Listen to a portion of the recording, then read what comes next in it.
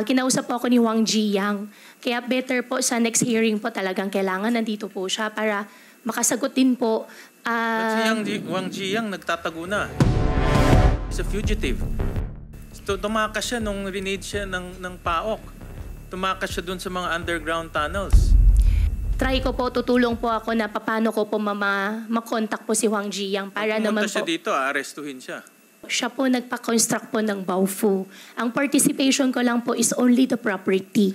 Pero, presidente ka ng kumpanya, nakita mo ang dami ng construction.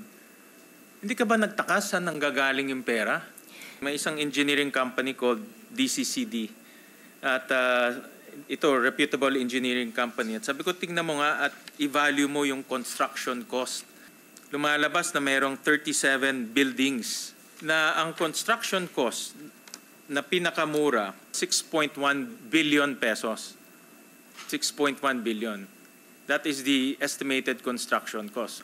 At tinignan rin namin yung timing ng construction. In 2019, meron ng development sa Earthworks, ginastos na ng kumpanya 117 million.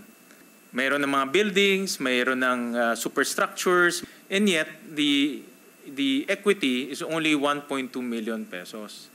Pero in this case, may construction na, pero wala pa rin yung perang ginamit. So ibig sabihin yung pera, hindi dumadaan sa kumpanya.